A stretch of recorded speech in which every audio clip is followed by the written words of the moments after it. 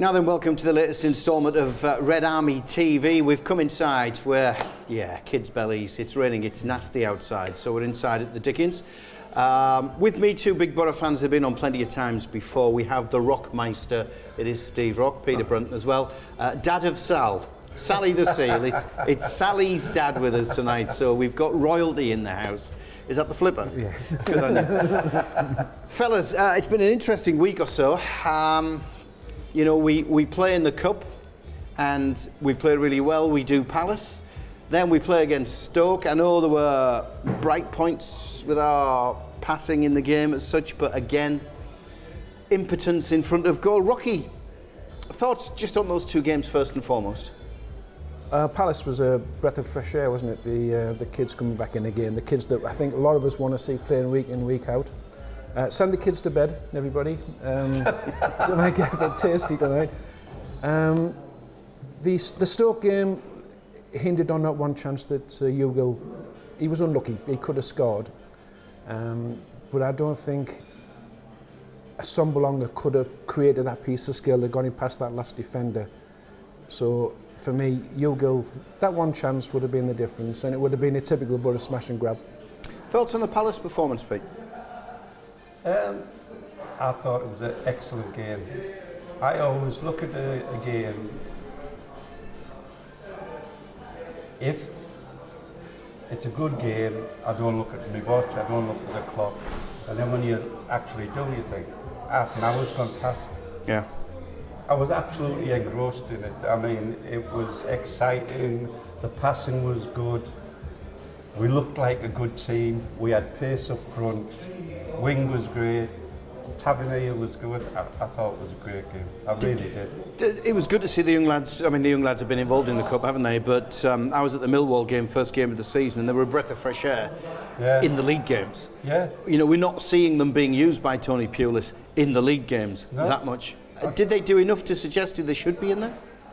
It should have been the same team, as far as I was concerned, that played the next game.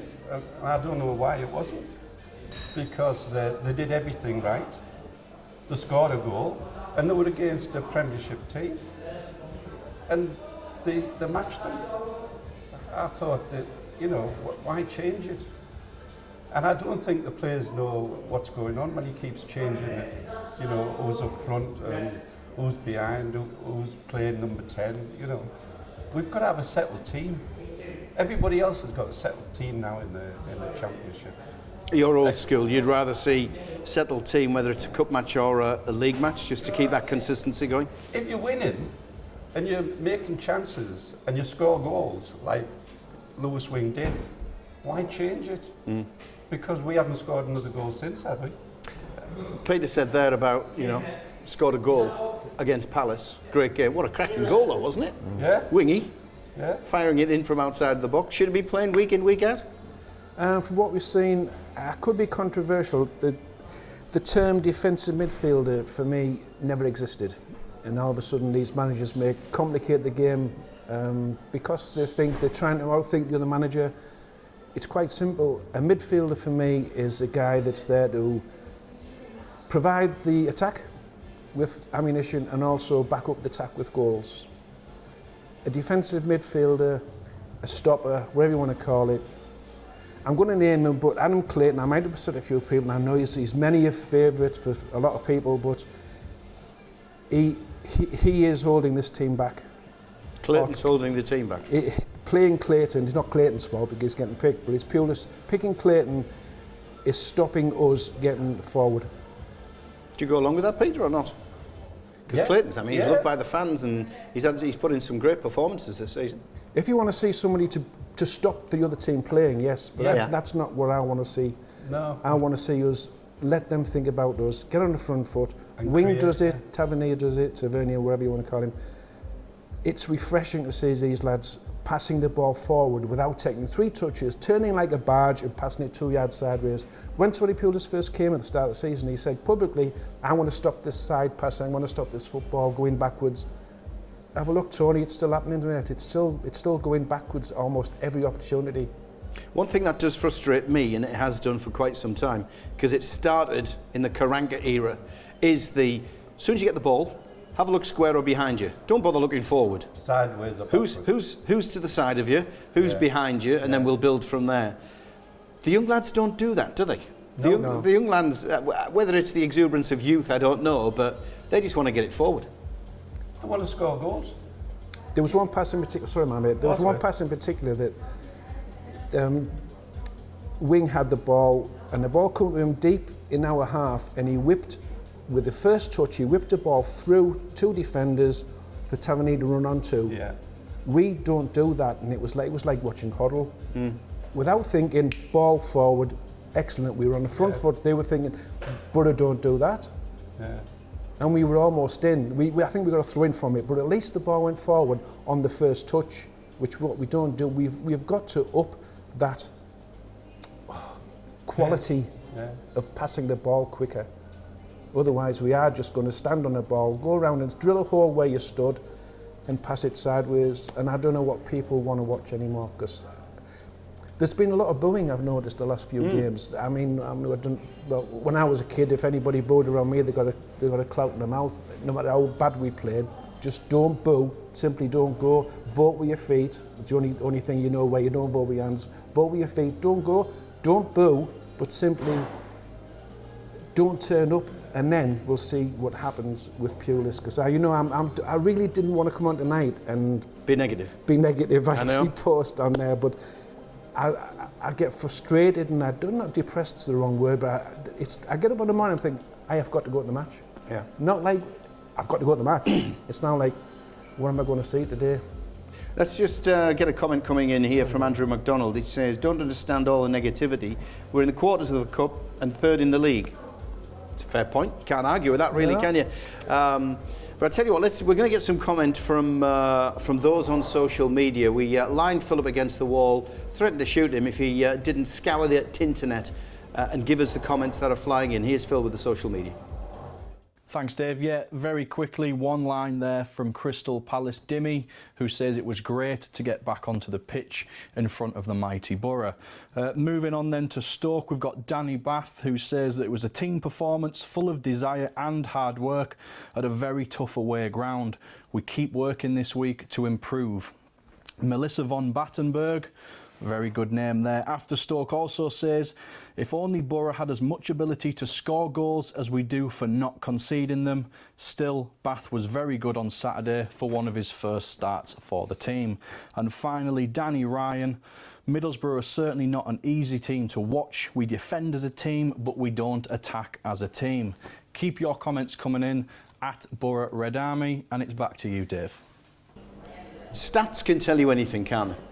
Stats can tell you anything. Do you agree? Was it Winston Churchill or somebody far more important than I who said there are lies, damned lies and statistics? Well, one of the stats I don't like seeing, but it's there, is excluding the own goal, only 1 game out of the last 5 in the league we actually managed to score a goal ourselves. Does that concern you? Is it concerning? Or are we strong enough in defence it doesn't matter? No, it's concerning because you can't win games unless you score goals. It's as easy as that, you know. And that's why I thought after the Palace game, when Wing scored, we would have had the same team. And I was looking forward to scoring goals. But he changed the team. And we just went static. Our passing was terrible again. And I don't know why he keeps changing the team. You'd just like it to be a settled team. That's it. That's the team. That's my best 11 for today. Let's play them. Yeah, I think we know who the best players are. And the 2 kids are there's 2 of the best players because they're creating chances and scoring goals like they did when they played at the beginning of the season. We got a message last week basically saying there's an elephant in the room, why don't you discuss it? That elephant in the room is Tav, is Wingy, and why the lads aren't playing. Can you understand the fans? I think demanding? I think you can include Braithwaite in there as well, to be honest. I think the answer could well be playing Braithwaite up front. It might be a scenario of wood for the trees for Tony Pulis, but Braithwaite is one of the cleverest footballers I've seen at this level. He's got guile, he's got disguise, he can finish with either foot, and I think he'd be worth a shot in the middle. as I said, the same with my mate that we sold to Wolves for 15 million, who still can't get a game down there. So no one to beat apart from the man in front of him. Weave either side, get a shot away from the edge of the box. We'll hold it there because we've got to take a break for telly on Teesside TV. We'll be back very shortly. I'm with Bernie Slaven right here on Red Army. We'll catch you shortly.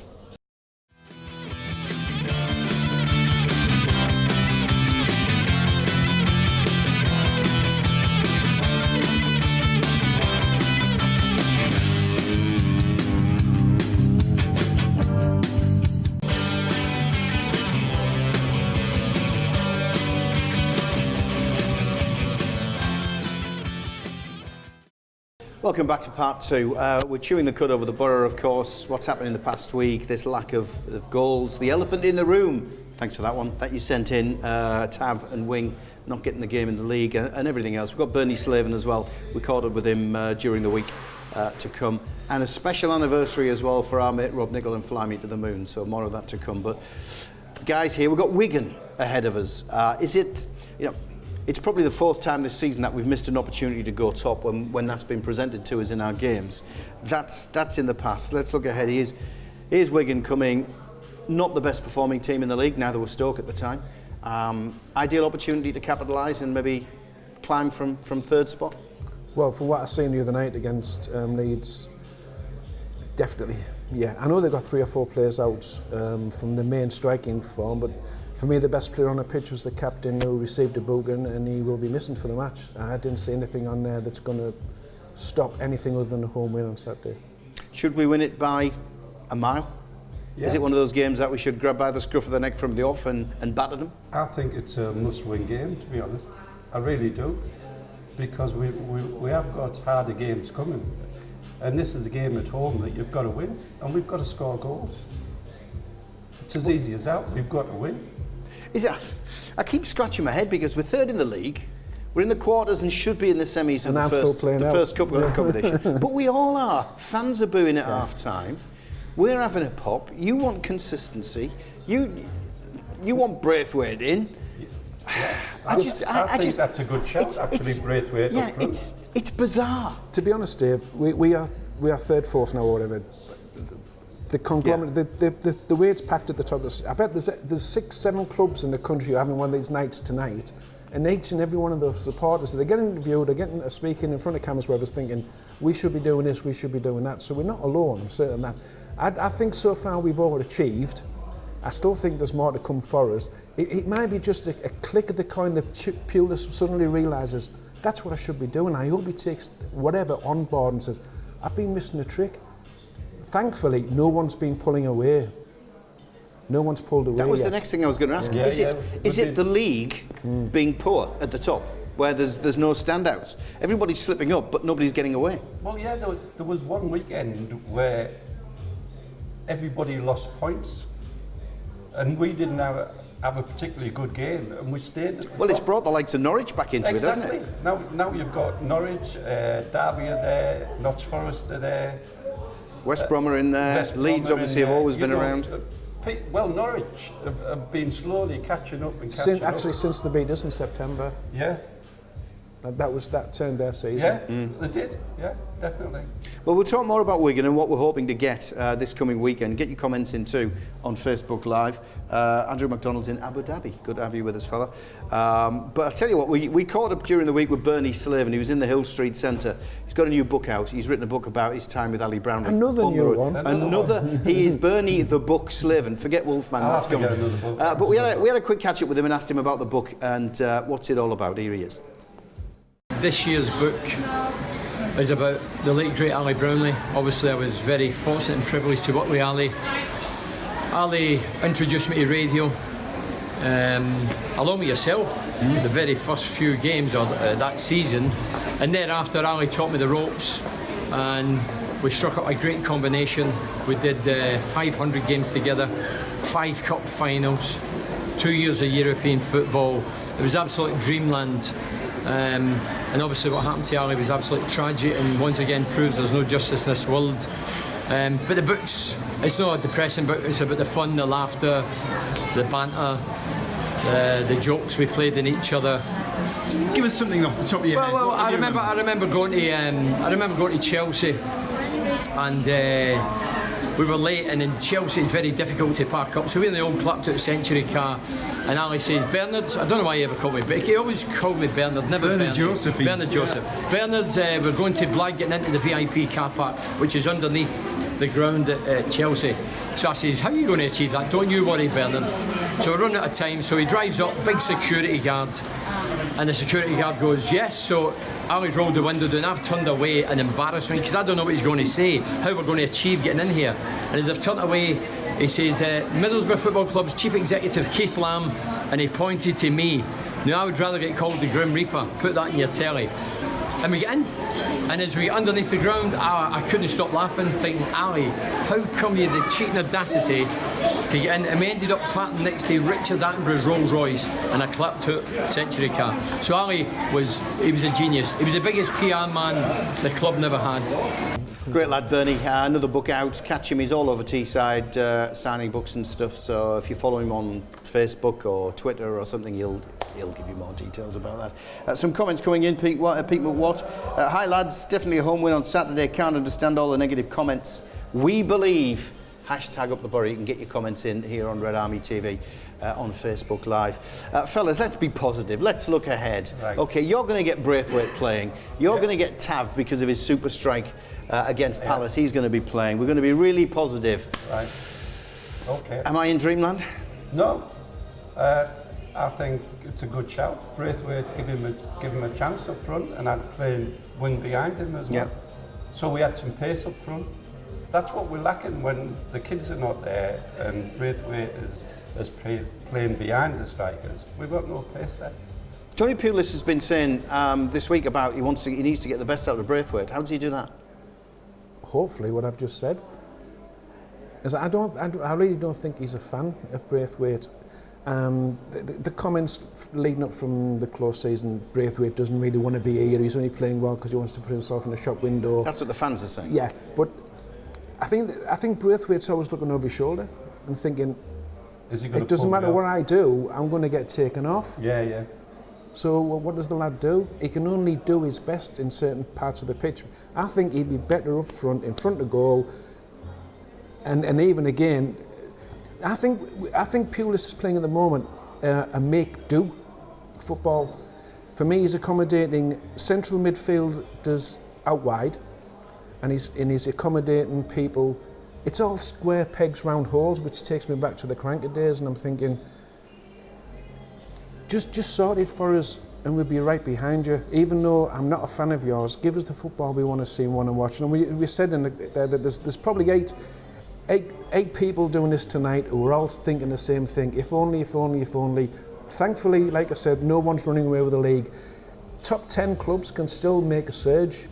Teams in 13th position can still make a surge towards the playoffs. You're getting fan mail, mate. I'm or not Pulis. But the thing is, the clubs in the top 10, some come drop off and they end up getting relegated. It's that tight. I've never known anything like it. Well, you are getting fan mail. Michael Coleman, do you know Michael Coleman? No? Yes, Mickey, yes. Yeah, Mickey's just said, I think we need a game where we stick 4 or 5 past a team just to boost morale, and Wigan could be the opportunity we desperately need. Is there a chance we could go into the game maybe overconfident? Well, I thought we were going to stick 6 past Rotherham. I think I put money on us putting 5 past them. I did as well. We've got to win that game because all the other teams around us are going to pick up points, and if we don't win that game, well, we've already fallen now.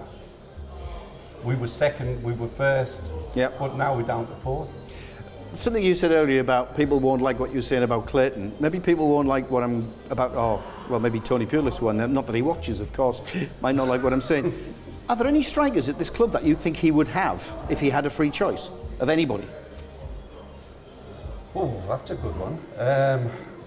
I know he brought Hugh Gill in, so maybe Hugh Gill's one.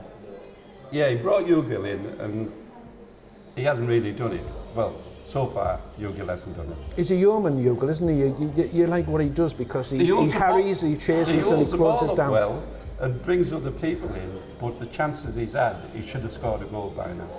I think he tried too hard when he gets in the box. But he doesn't fancy Asselblonga. It doesn't look as though he likes Braithwaite, but he knows Braithwaite's a good player, so he still puts it there up front. But if he played centre forward, I think he would get goals, actually. Are there strikers that we've got on the books that you think would be his first choice in any team? In the Championship, of course. Oh, well, the brand that he likes is the big wardrobe. So Rudy. Yeah. Rudy up front could be. You think might be his preferred choice? Yes, as long as we play people out wide that can cross the ball. Just going back a couple of games to the Rotherham, he said that we put 42 balls across the box. He said 42 chances, but they're not chances. The balls across the box. The chances are if there's somebody on the end of it connecting with it, that's the chance. But if we're not getting in there, there's nobody from midfield, and we've got no height in midfield to punish a cross if the cross is correct. But I think Rudy could score goals if we play the right type of football from wide. But I think we're playing. If you had Rudy up front and Sombalonga picking up scraps behind him, a bit like Bernie Slaven used to pick up scraps in the 18-yard box. Well, again, does it have to be him? See, I'd like to see Stewie as the number 10, particularly more concentrated in the middle. Right, we're going to have to leave it there. Stewie in the middle, Stewie helping out, Braithwaite scoring goals, Tava Screamer. We'll catch you next week. It's all fixed.